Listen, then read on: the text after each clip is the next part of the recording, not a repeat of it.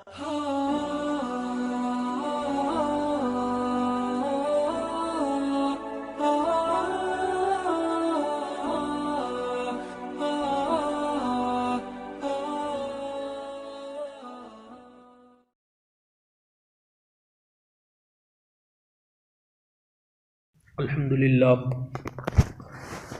للہ رب العالمین والصلاة والسلام علی سید الانبیاء والمرسلین وآلہ وصحبہ وازواجہ ومن تبعہم بإحسان الی یوم الدین. اما بعد فاعوذ باللہ من الشیطان الرجیم. بسم اللہ الرحمن الرحیم. یا ایہا النبی قل لازواجک وبناتک ونساء المؤمنین یدنین علیہن من جلابیبہن. وقال النبی صلی اللہ علیہ وسلم الدنیا کلها متاع وخیر متاع الدنیا المرأة الصالحہ. صدق اللہ العظیم. اللہم صلی وسلم وبارک علی سیدنا محمد وعلی آل سیدنا محمد وبارک وسلم. لا حول ولا قوة الا باللہ، لا حول ولا قوة الا باللہ، لا حول ولا قوة الا باللہ.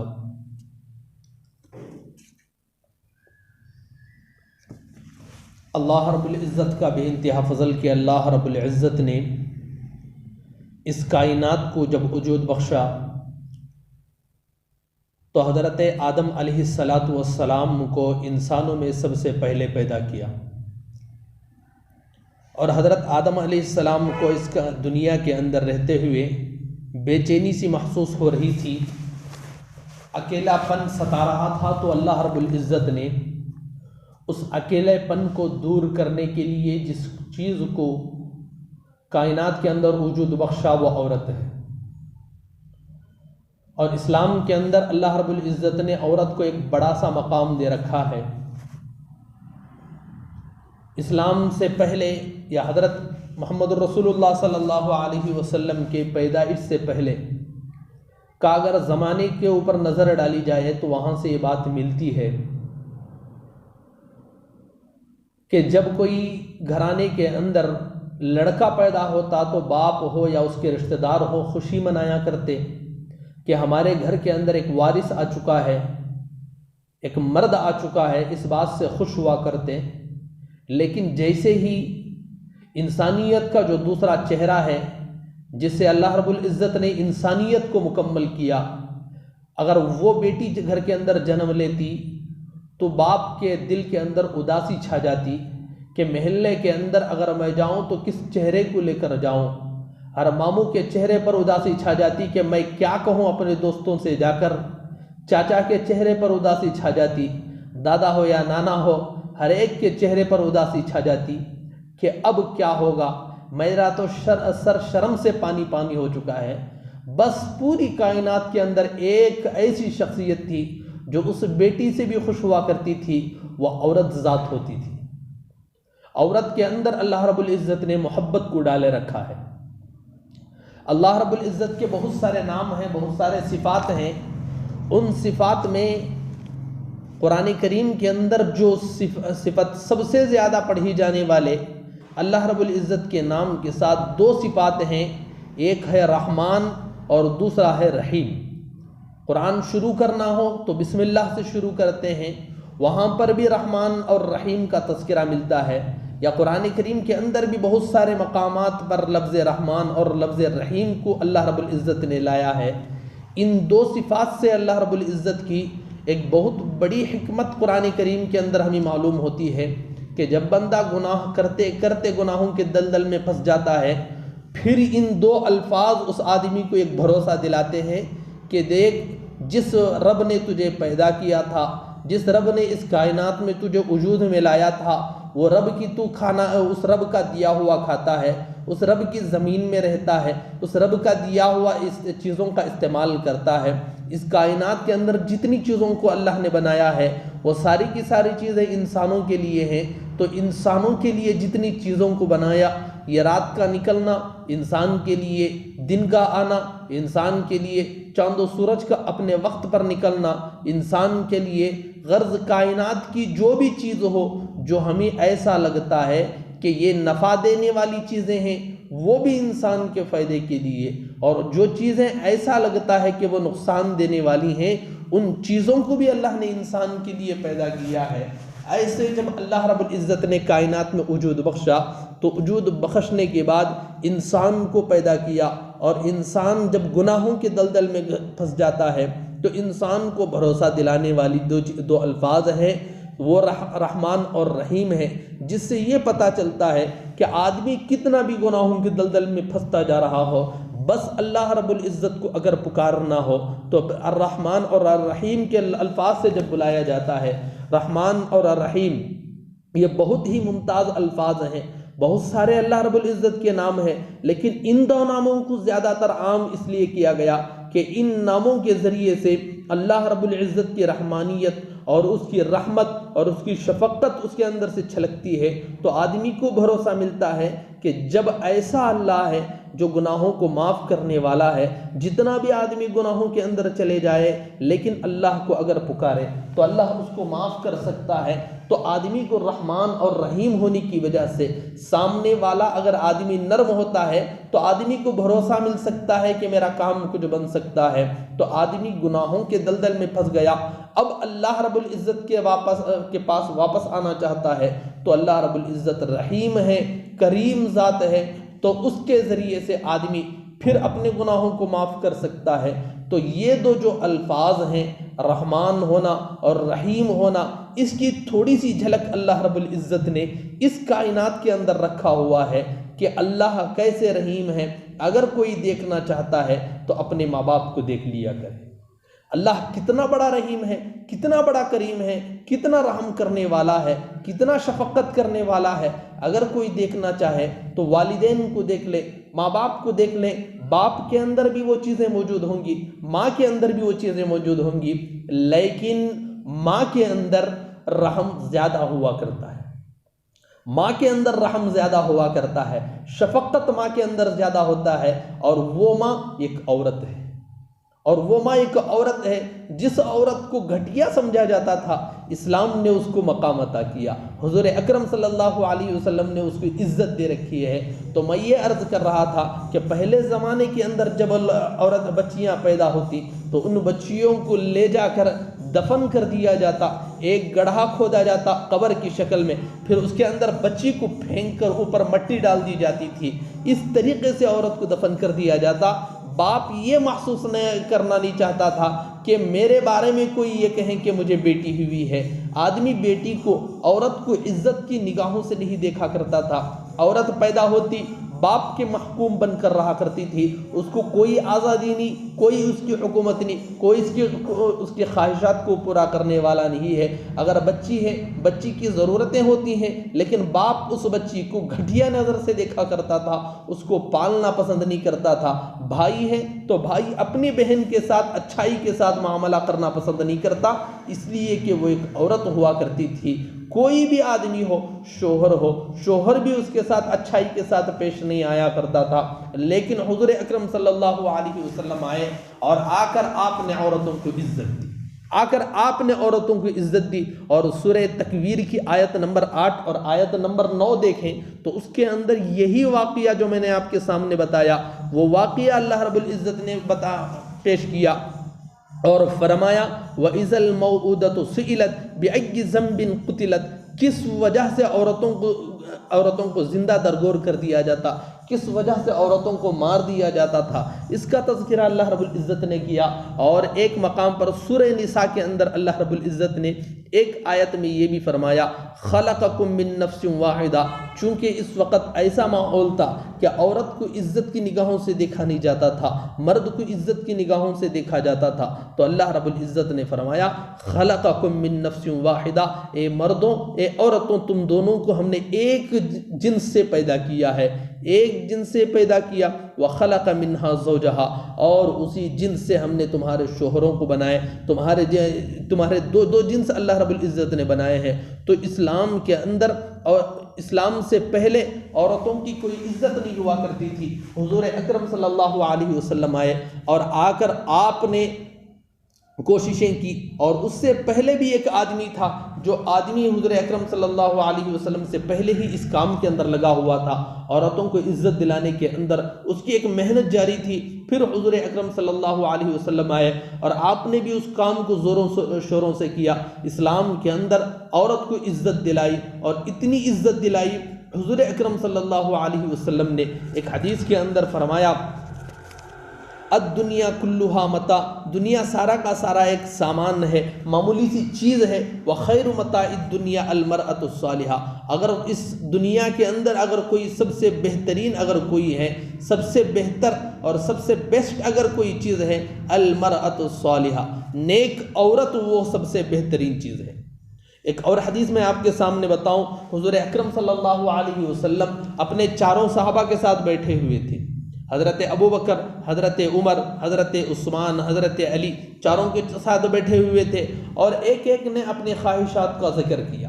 حضور اکرم صلی اللہ علیہ وسلم نے فرمایا، حبب الی من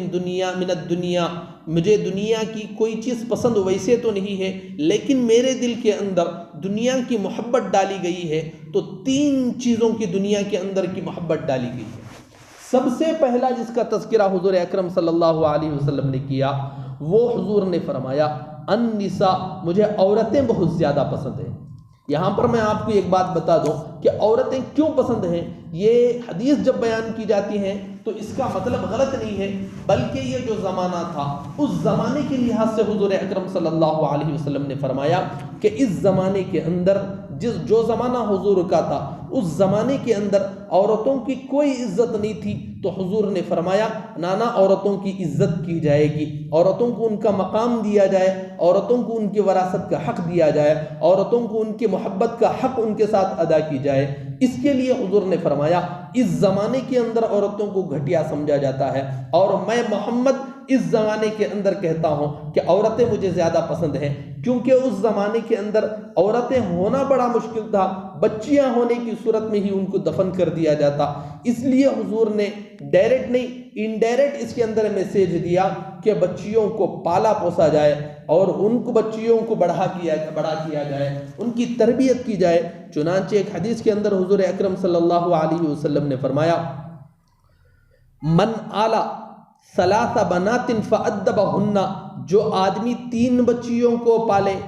اور ان کو تربیت دے، وزوجہن، اور ان کا اچھے جگہ ان کا نکاح کرا دے، وأحسن الیہن، اور ان کے ساتھ اچھا معاملہ کرے، فلہ الجنہ، تو اس آدمی کے لیے جنت ہے۔ جو آدمی عورتوں کے ساتھ اچھا معاملہ کرے، عورتوں کو اچھی تعلیم دے، ان کے ساتھ اچھا رویہ کرے، اچھے معاملات کرے، تو اس کے لیے حضور اکرم صلی اللہ علیہ وسلم نے جنت کی بشارت دے رکھی ہے۔ یہ مقام اللہ رب العزت نے اور حضور اکرم صلی اللہ علیہ وسلم نے دیا ہے، عورتوں کو عزت دے رکھی ہے۔ بچیاں ہوں تو اس وقت بھی عزت دی ہے، یہ بچیوں کا تذکرہ ہے۔ جب بچی بڑی ہو جائے تو اس کے لیے کیا کرے، بچی اگر ہے تو اس کی اچھے طریقے سے تربیت کرے، اس حدیث میں فرمایا۔ پھر جب وہ بڑی ہو جائے، وَزَوَّجَهُنَّ وَأَحْسَنَ إِلَيْهِنَّ، تو بڑی ہونے کے بعد ان کا نکاح اچھی جگہ کرائے اور ان کے ساتھ اچھا معاملہ کرے۔ جب عورت بڑی ہو جائے، اس کا نکاح ہو جائے،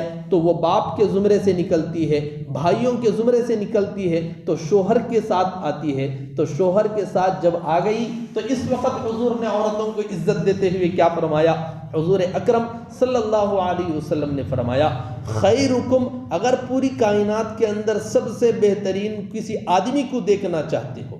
خیرکم لأہلہ، تو وہ اپنے گھر والوں کے ساتھ یا اپنی بیوی بچوں کے ساتھ، بیویوں کے ساتھ جو آدمی اچھا رویہ اختیار کرنے والا ہو، اچھائی کے ساتھ چلنے والا ہوگا، تو وہ دنیا کا سب سے بیسٹ آدمی ہوگا، دنیا کا سب سے بہترین آدمی ہوگا۔ تو بچپن کے اندر من آلا، ان کی اچھی تربیت کرنے کے لیے حضور نے فرمایا، بڑی ہو جائیں اچھی جگہ نکاح کرنے کا حکم حضور نے دیا، اچھی تربیت کرنے کا حکم حضور نے دیا۔ جب بڑے ہو کر نکلتے ہیں تو شوہر کے زمرے میں جیسے ہی آتی ہے تو حضور نے فرمایا کہ شوہر کے لیے ضروری ہے کہ وہ اپنی بیوی کے ساتھ اچھائی کے ساتھ پیش آئے، اپنی بیوی کے ساتھ اچھائی سے پیش آئے۔ یہ ایک ایک حدیث میں آپ کے سامنے بتا رہا ہوں، ورنہ بہت ساری حدیثیں ہیں عورتوں کے متعلق کہ حضور نے کیسے عورتوں کو عزت دے رکھی ہے۔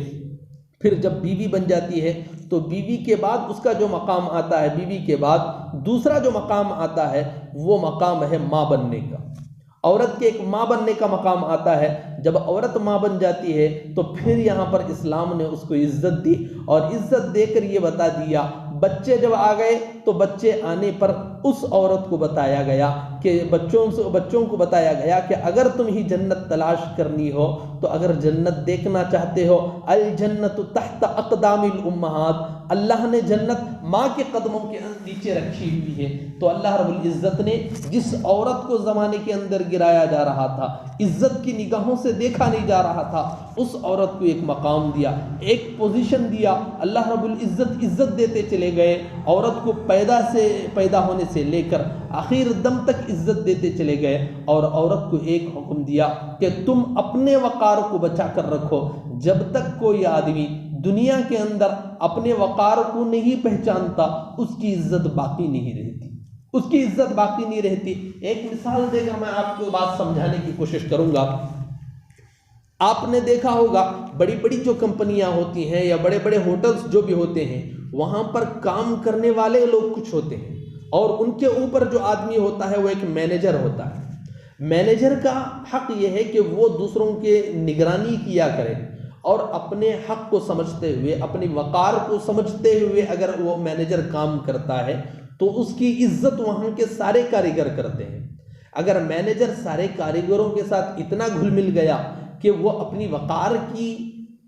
وقار کو نہیں پہچانتا، اپنے وقار کو نہیں بچاتا، ان کے ساتھ چلر بن کر رہنا شروع کر دے، تو اس مینیجر کا کوئی مقام کسی کے اوپر نہیں چلا کرتا، اس لیے کہ اس مینیجر نے اپنی وقار کو گرا دیا۔ اپنے آپ کو اپنے مینیجر کی پوسٹ پر رہتے ہوئے جس طریقے سے رہنا تھا اس طریقے پر اگر رہتا تو اس کی عزت باقی رہا کرتی تھی، لیکن وہ اپنے طریقے سے نیچے اترا ہے۔ عین اسی طریقے سے اللہ رب العزت نے پیدا جب ہوئی تو اس کی عزت عطا کی، اللہ رب العزت نے پیدا ہونے کے بعد عزت عطا کی، اور باپ کو حکم دیا کہ اس کے ساتھ اچھائی سے پیش آئے۔ جب بڑی ہو گئی اچھے رشتہ کرنے کا حکم دیا اور اچھا معاملہ کرنے کا حکم دیا۔ جب شوہر کے پاس آئی تو شوہر کو اچھا کام کرنے کا حکم دیا۔ جب ماں بن گئی تو ماں بننے کے بعد اس کے قدموں کے نیچے اللہ رب العزت نے جنت اولاد کے لیے رکھ دیا۔ اتنی ساری اللہ رب العزت فیسلٹیز عطا کرنے کے بعد اللہ رب العزت اب کہتے ہیں کہ دیکھو میری بندیوں، اب تمہارے لیے اپنی وقار کو بچانا ضروری ہے، اپنے وقار کو بچانا ضروری ہے، اپنے امیج کی حفاظت کرنا ضروری ہے۔ اگر کوئی اپنی امیج کی حفاظت نہ کرے، اپنے آپ کی عزت کی حفاظت نہ کرے، تو اس کا کوئی کائنات کے اندر عزت نہیں کر سکتا۔ اپنی عزت کو بچا کر رکھنے کی ضرورت ہوتی ہے۔ تو اللہ رب العزت نے ارشاد فرمایا، قرآن کریم کے اندر اللہ رب العزت نے فرمایا کہ اپنی عزت کو بچائے رکھنا، اپنے آپ کو بچائے رکھو۔ اگر بچانا ہے تو کیا کرنا ہے؟ قرآن کے اندر دیکھو اللہ رب العزت فرماتے ہیں وَقَرْنَ فِي بُيُوتِكُنَّ وَلَا تَبَرَّجْنَ تَبَرُّجَ الْجَاهِلِيَّةِ الْأُولَى، زمانے جاہلیت کے اندر عورتیں راستوں کے اوپر نکل کر آ گئے تھے، ان کی کوئی عزت نہیں ہوا کرتی تھی، راستے کی چلر بن چکی تھی، تو اللہ نے ان کی عزت کو گرا دیا تھا۔ اب اللہ فرماتے ہیں کہ دیکھو ذلت کے مقام سے تمہیں اوپر اٹھایا گیا ہے، اب یہاں پر آنے کے بعد اپنے وقار کو، اپنے امیج کو اگر باقی رکھنا ہے تو اپنے گھروں کو اپنا مسکن بناؤ، اپنے گھروں کے اندر ٹہرا رہا کرو، گھروں سے باہر نکلا مت کرو۔ اگر گھروں میں رہو گی تمہاری عزت رہے گی، تمہاری امیج برقرار رہے گی۔ اگر راستوں پر آ جائیں گے تو اس وقت اس عورت کی عزت نہیں ہوا کرے۔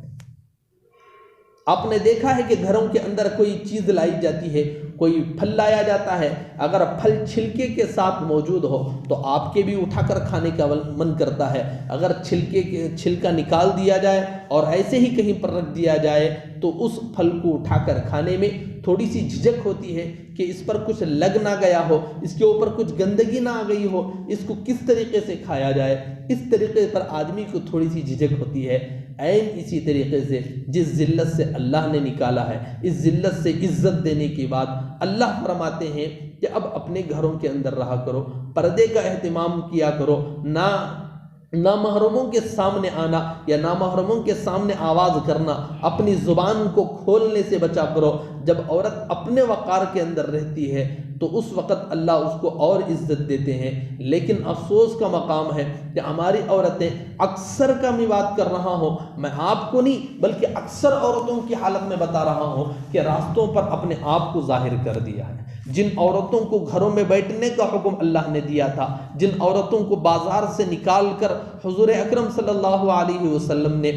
گھروں کے اندر داخل کیا تھا، آج وہ عورتیں اپنے مقام کو نہ پہچانتے ہوئے، اپنی حیثیت کو گراتے ہوئے بازار کا حسن بن چکے ہیں، بازار کو سجانے کے اندر لگ گئے۔ تو اللہ رب العزت نے ان عورتوں کی آج بھی اسی طریقے کی حالت کر رہے ہیں جو پہلے زمانے کے اندر تھا۔ عورتوں کی بے عزتی ہو رہی ہے، اور آج حکومت آواز اٹھاتی ہے کہ لڑکی بیٹی بچاؤ بیٹی پڑھاؤ۔ یہ جو حکومت کا نعرہ ہے، یہ حکومت کا نہیں، یہ محمد رسول اللہ کا نعرہ ہے، یہ قرآن کا نعرہ ہے، اس زمانے کے اندر اٹھایا گیا تھا۔ اور آج ہمارے افراد حکومت کی تو تعریف کرنے کے اندر لگے ہوئے ہیں کہ حکومت اس طریقے کی بات کرتی ہے۔ کاش کیا ہی اچھا ہوتا کہ محمد رسول اللہ کی بات کرتے، کہ محمد رسول اللہ نے ہمیں عزت دلائی ہے۔ ہماری حالت کیسی تھی، کس حالت سے نکال کر محمد نے ہمیں اس در پر لایا ہے، کس مقام سے اللہ نے ہمیں عزت دے رکھی ہے۔ ہمارے قدموں کے نیچے مردوں کے لیے جو ہمارے بچے بنتے ہیں ان کے لیے جنت بنایا ہوا ہے۔ تو ایسے مقام پر آنے کے بعد اگر کاش عورتیں سوچ لیتی کہ ہم گھر کی زینت بننے کے قابل ہیں، بازار کا حسن اور بازار کی زینت بننے کے قابل نہیں ہیں، تو آج بھی عورتوں کی عزت اللہ وہی عطا کریں گے جو صحابہ کے زمانے کے اندر تھی۔ تو عورتوں کو سمجھنے کی ضرورت ہے، اپنے حقوق کو پہچاننے کی ضرورت ہے، اپنے اولاد کو تربیت دینے کی ضرورت ہے۔ اپنے اولاد کو صحیح تربیت دینا ہے تو سب سے پہلے اپنے آپ کو بننا ہے، اپنے آپ کو بنانا ہے، اسلامی احکام کے اندر ڈھالنا ہے کہ کیا احکام اسلام کے ہیں، اسلام نے کیا حکم بتائے ہیں، کس طریقے سے رہنا ہے، زندگی کو کیسے فالو کرنا ہے۔ اس کے لیے حضور اکرم صلی اللہ علیہ وسلم کے نکاح میں اللہ رب العزت نے 11 عورتوں کو لایا ہے۔ 11 عورتیں حضور کے نکاح میں تھیں تاکہ انسان دنیا کے اندر آنے والی کوئی عورت یہ نہ کہے کہ میرا جو مزاج ہے، میرا جو طریقہ ہے وہ طریقہ حضور کی ایک بیوی سے نہیں ملتا۔ تو اللہ نے اور 10 بیویوں کی چوائس اس کو دے رکھی ہے کہ تو ایک بیوی کے اندر تیرا نہیں ملتا تو اور بھی 10 بیویاں ہیں، ان کے مزاج کے اندر اپنے مزاج کو ڈھال لے، اس کے طریقے پر دیکھ لے کہ کس طریقے سے کام کرنا ہے، عبادت کس طریقے سے کرنی ہے۔ اپنے مزاج کو حضور کی بیویوں کے مزاج کے اندر تلاش کریں، حضور کی بیٹیوں کے اندر تلاش کریں۔ کتابیں الحمدللہ موجود ہیں، پڑھا کریں، صحابیات کی زندگی کو پڑھیں کہ کون سے ماحول کے اندر کیسے ہینڈ اوور کیا جاتا ہے، کون سا ماحول کس طریقے سے سنبھالا جاتا ہے۔ اس کو پڑھنے کی ضرورت ہے، پڑھ کر اپنی زندگیوں کو سدھارنے کی ضرورت ہے۔ یاد رکھنا، اللہ رب العزت نے مردوں میں نبیوں کو پیدا کیا، اللہ رب العزت نے نبیوں کو پیدا کیا، تو اس کا یہ مطلب نہیں کہ عورتوں کے اندر کوئی نبی نہیں آئی، تو اس کا مطلب یہ نہیں کہ عورتوں کا مقام گرا ہوا ہے، عورتوں کو کوئی مقام اللہ نے نہیں دیا۔ میں آپ کے سامنے ایک بات آج کہوں کہ اللہ نے مردوں میں نبیوں کو پیدا کیا ہے، لیکن ان نبیوں کو پیدا کرنے کی صلاحیت اللہ نے عورت کے اندر رکھی ہے۔ اس نبی کو بھی جب اللہ نے پیدا کیا تو عورت کے ذریعے سے پیدا کیا ہے، اور جتنے کائنات کے اندر اللہ والے آئے ہیں ان کائنات کے اندر پیدا ہونے والے جتنے بھی بڑے بڑے اللہ والے ہوں تو وہ پیدا ہوئے ہیں تو وہ ایک عورت کے ذریعے سے پیدا ہوئے ہیں۔ جتنے بھی ہوں، ہم حنفی ہیں، امام اعظم ابو حنیفہ کو ماننے والے ہیں، تو ان کی اور ان کی ماں کو دیکھ لو کس طریقے سے انہوں نے تربیت کی تھی۔ جب ایک مرد بنتا ہے تو صرف مرد سدھر جاتا ہے، لیکن ایک عورت اگر سدھر جائے تو اس کی وجہ سے سارا کا سارا خاندان سدھر جاتا ہے۔ ایک عورت اگر ذمہ داری لے لے کہ مجھے اپنے خاندان کو سنوارنا ہے، مجھے اپنے خاندان کو بنا کر دکھانا ہے، جس طریقے سے ایک عورت گھر کے اندر رہتے ہوئے بیک وقت کئی کام کرنے کی صلاحیت رکھتی ہے، ایک عورت گھر کے اندر کھانا بنانا عورت کے ذمے، کپڑے کا دھونا عورت کے ذمے، بچوں کے ذمہ داری عورت کے ذمے ہے، شوہر کی ذمہ داری عورت کے ذمے ہے، بھائیوں کے لیے ذمہ داری عورت کے ذمے ہے، سسرال کی ذمہ داری عورت کے ذمے آتی ہے، ہر قسم کی ذمہ داری عورت نبھاتی ہے۔ تو ایسی عورت کے اندر اللہ نے واقعی عورت کو کمزور بنایا ہے، لیکن اتنی کمزور نہیں بنایا کہ اپنے شوہر کی درستگی نہ کر سکے، اتنی کمزور نہیں بنایا اللہ رب العزت نے کہ اپنی اولاد کو تربیت نہ دے سکے۔ جتنے اولیاء اس دنیا کے اندر آئے ہیں ان کی زندگی کو پڑھو، ان کی تاریخ کو آپ پڑھ کر دیکھو، امام اعظم ابو حنیفہ رحمۃ اللہ علیہ کی تاریخ کو پڑھو، ان کے پیچھے صدار کے پیچھے ایک عورت کا ہاتھ ہے جو ان کی والدہ ہیں۔ بایزید بستامی رحمۃ اللہ علیہ کے واقعات کو پڑھ کر دیکھو، ان کے صدار کے پیچھے بھی ان کے والدہ کا ہاتھ ہے۔ حضرت خواجہ اجمیری کی زندگی کو پڑھ کر دیکھو، ان کے پیچھے بھی ان کے والدہ کا ہاتھ ہے۔ اور بہت ساری مثالیں ہیں کہ کتنوں نے اپنے بچوں کو ذمہ داری، اپنے بچوں کو بڑا کیا تو اپنے بچوں کو تربیت دی ہے۔ تربیت دینے کی ضرورت ہے، بچوں کی زندگی کو سدھارنے کی ضرورت ہے۔ طبرانی ایک کتاب ہے حدیث کی، جس کے اندر ایک حدیث حضرت علی رضی اللہ تعالی عنہ سے مروی ہے، جس کے اندر حضور اکرم صلی اللہ علیہ وسلم نے ارشاد فرمایا کہ اپنی اولاد کو 3 عادتوں کی تربیت کرو، اپنی اولاد کو 3 عادتوں کی تربیت کرو۔ نمبر 1، نبی کی محبت بچوں کی دلوں میں پیدا کرو، نبی کی محبت بچوں کی دلوں کے اندر پیدا کرو، نبی کے متعلق معلومات بچوں کو سکھانے کی ضرورت ہے۔ لیکن افسوس کے ساتھ کہنا پڑتا ہے کہ آج ہمارے بڑوں کو پتہ نہیں ہے کہ حضور کی پیدائش کی صحیح تاریخ کیا ہے، حضور کے انتقال کی صحیح تاریخ کیا ہے، حضور کے والد کا نام، والدہ کا نام، دادا دادی کا نام، نانا نانی کا نام تو کسی کو پتہ ہی نہیں ہوگا، حضور کے چچاؤں کا نام، حضور کے پھوپھیوں کا نام، حضور کے داماد کا نام، حضور کی بیٹیوں کا نام، ان کے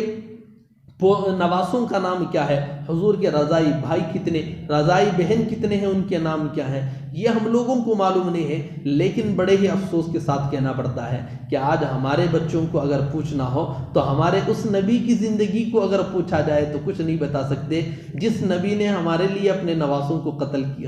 ہونا پسند کروایا، جس نبی نے اپنے صحابہ کا قتل ہونا پسند کیا، لیکن دین کو پہنچانے کے لیے ہمارے تک کوشش کرتے رہے، ایسے نبی کے متعلق ہمیں معلوم نہیں ہے۔ وہی اگر دیکھا جائے اس زمانے کے کچھ لوگ جو فلمی ایکٹرز بنے ہوئے ہیں، ان کی زندگی کو اگر اٹھا لیں تو پھر ان کے متعلق اگر ہمارے بچوں سے پوچھا جائے تو ہمارے بچے باقاعدہ بتا سکتے ہیں کہ یہ ہے، یہ فلمی ایکٹر ہے، اس نے کتنے فلمیں نکالی ہوئی ہیں، کیا کیا فلم نکلا ہوا ہے، کون سا فلم سپر ہٹ ہے اور کون سا کس مقام پر ہے، اس کے گانے کتنے ہیں، کیا کیا ہیں، سارا بایو ڈاٹا اس کے رکھنے کے لیے تیار ہے۔ لیکن ہمارے عورتوں نے، ہماری ماؤں نے اپنے بچوں کی یہ تربیت نہیں۔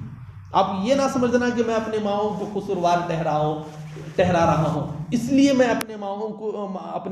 کی اور اپنے بہنوں کی شکایت کر رہا ہوں، کیونکہ ایک مرد اپنے گھر کے لیے پیسہ کما سکتا ہے، اپنے گھر والوں کے لیے گھر کا انتظام کر سکتا ہے، ان کے لیے کھانا پینا اور کپڑے کا انتظام کر سکتا ہے، لیکن صحیح تربیت اگر کوئی دے سکتا ہے بچوں کو تو وہ صرف ماں ہے، صرف ماں دے سکتی ہے۔ ماں کے علاوہ اور کوئی بچوں کو تربیت ہرگز کائنات کے اندر نہیں دے سکتا،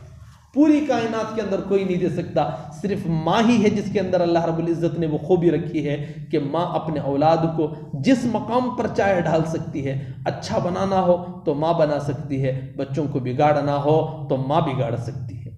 اور آج کا دور وہی ہے کہ بچوں کو بگاڑا جا رہا ہے، بچوں کو اپنے طریقے سے ہٹایا جا رہا ہے، بچوں کو گانے یاد کرانے کے اندر لگا دیا جاتا ہے، یا ٹک ٹاک کے اوپر ویڈیوز بنانے کے لیے بچوں کو باقاعدہ گانے رٹائے جا رہے ہیں،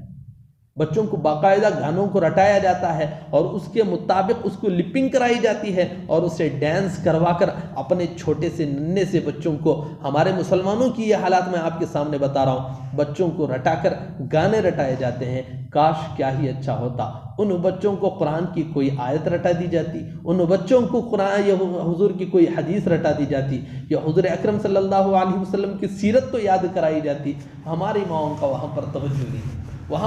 نہیں ہوا کرتا۔ ہماری مائیں اپنے ذہن کو بس اکجا کر لیا ہے کہ بچوں کو دنیا کے قابل بنانا ہے، بچوں کو دنیا کے قابل بنانے کے اندر لگی ہوئی ہیں۔ میں اپنی ماؤں سے، اپنے بہنوں سے گزارش کرنا چاہتا ہوں کہ اپنے بچوں کو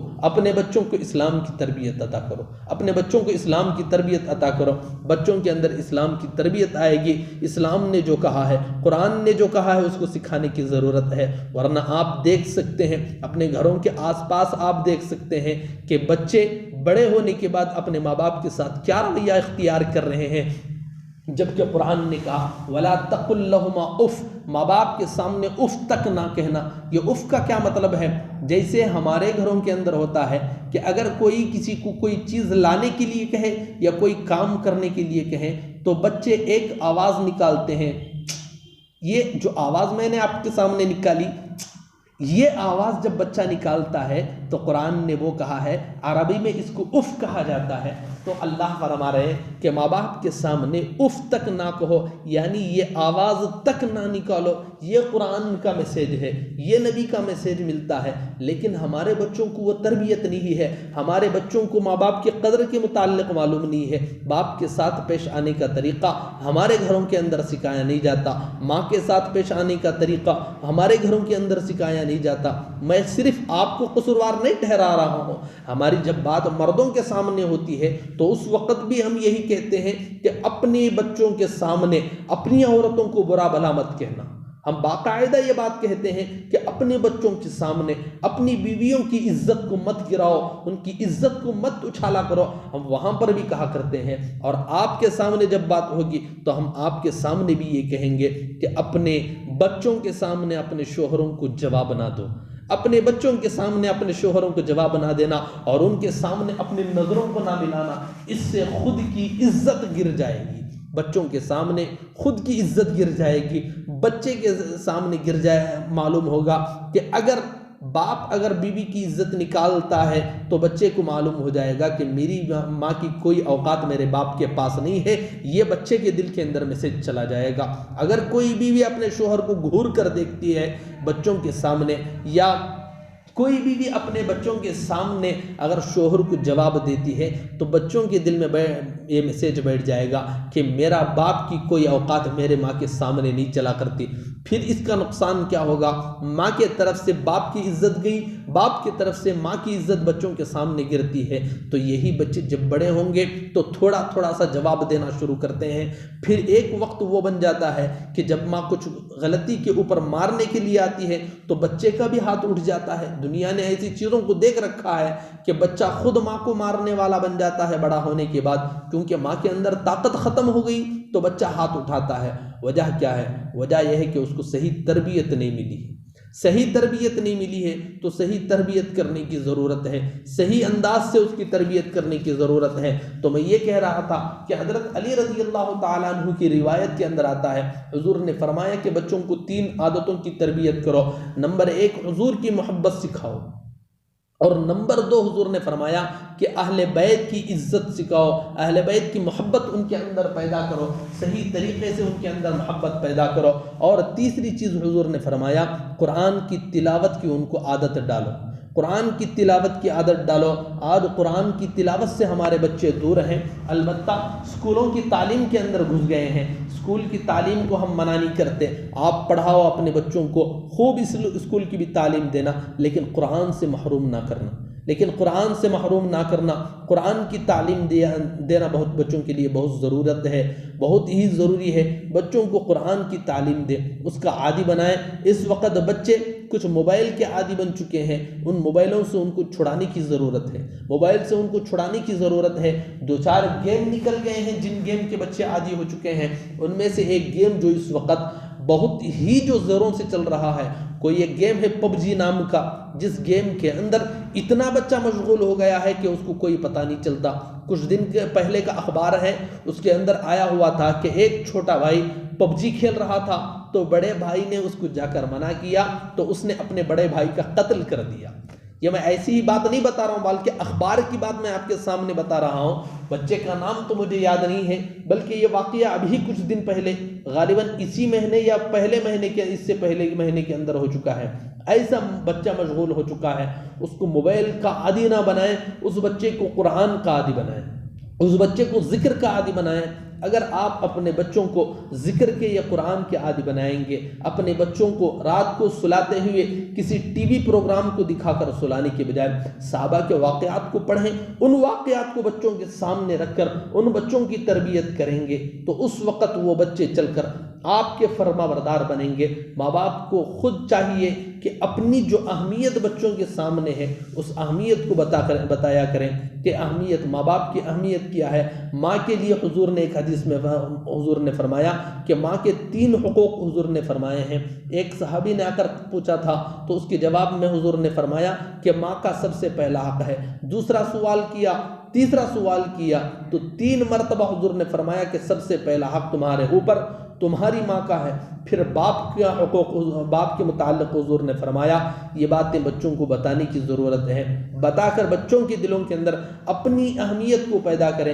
بچوں کے سامنے اچھائی کے ساتھ رہنے کی کوشش کریں، اور گھروں کے اندر جتنے جھگڑے ہوتے ہیں ان جھگڑوں کو خدا را بچوں کے سامنے نہ کریں، بچوں کے سامنے میاں بیوی اپنے جھگڑوں کو نہ کریں۔ آپ پرائیویٹ میں چلے جائیں گے، علیحدہ ہو جائیں گے، یا گھر کے اندر جس وقت بچے نہیں ہوں گے آپ وہ وقت اگر جھگڑنا ہی ہے تو وہ وقت ایسا متعین کرو کہ بچے گھروں کے اندر نہ ہو، ورنہ اگر بچوں کے سامنے جھگڑا کرو گے تو اپنی عزت خود گر جائے گی، خود اپنی عزت گر جائے گی۔ اس لیے ضرورت ہے کہ شوہر بچوں کے سامنے کبھی اپنے شوہر کو یا شوہروں کو بھی آپ بات کر بتا دیں۔ آپ بہت ساری باتیں مستورات شوہروں کو بتاتی ہیں تو آپ بیٹھ کر ڈکلیئر کریں، آپ بیٹھ کر عورتوں کے اوپر ضروری ہے کہ جو مرد نہیں سمجھتے، جو مرد بتانے کے باوجود نہیں سمجھ سکتے، تو ایسے عورتوں کو اگر کوئی سدھار سکتا ہے تو وہ عورت ہی سدھار سکتی۔ تو ان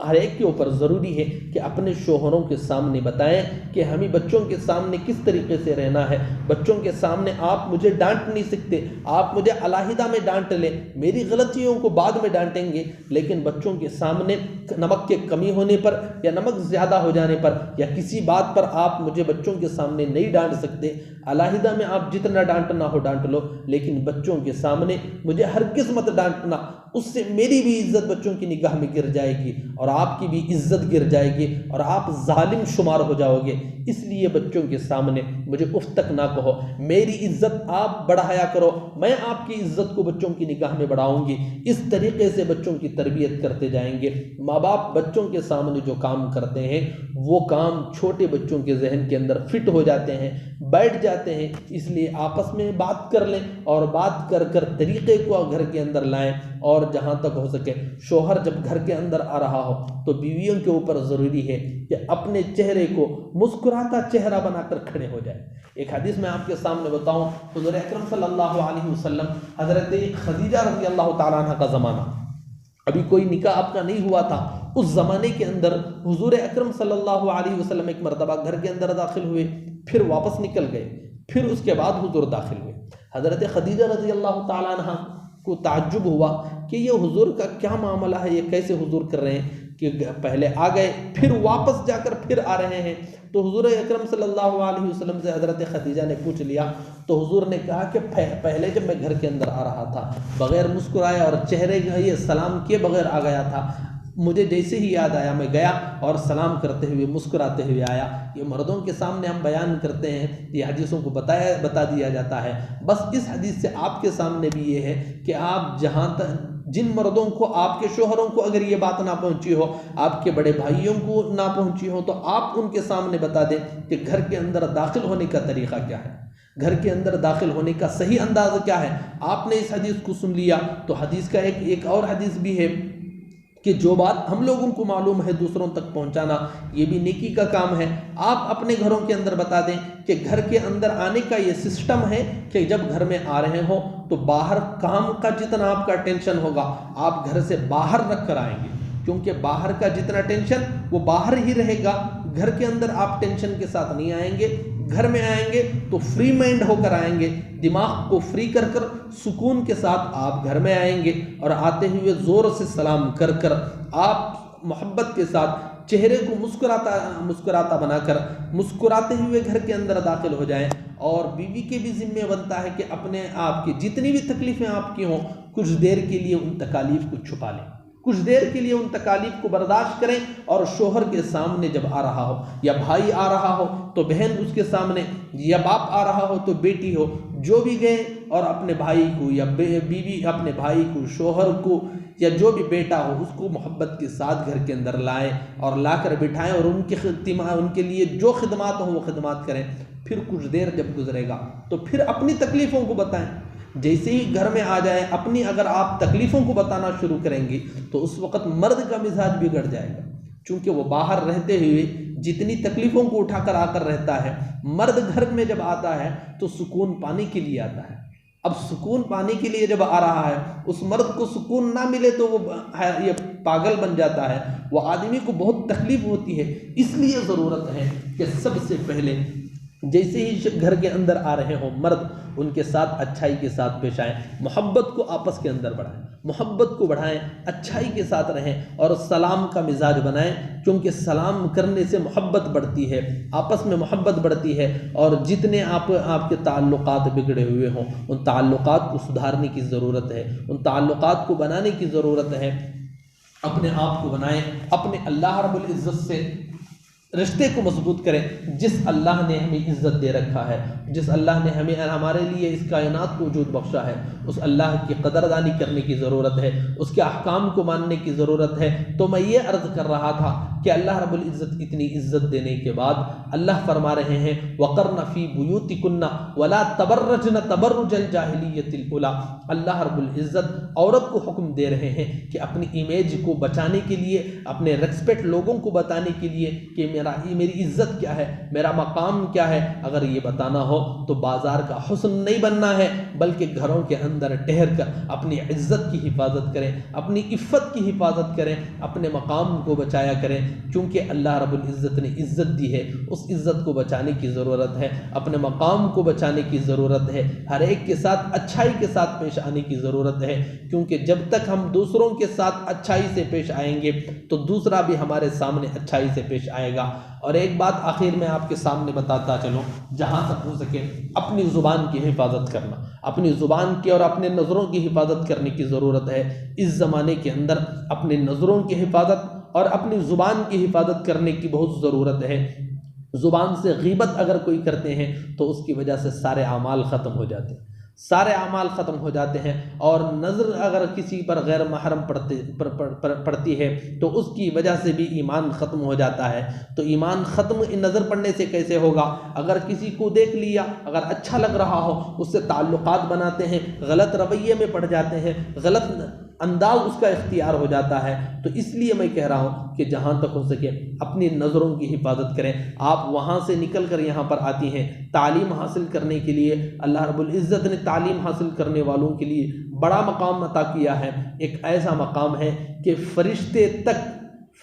تک مدرسے کی تعلیم حاصل کرنے کے لیے، قرآن و حدیث کی تعلیم حاصل کرنے والے جو بھی ہوں، مرد ہوں یا عورت ہوں، جو بھی قرآن کی تعلیم کے حاصل کے لیے، قرآن حدیث کو سیکھنے کے لیے آتے ہیں، تو ان کے پروں کے نیچے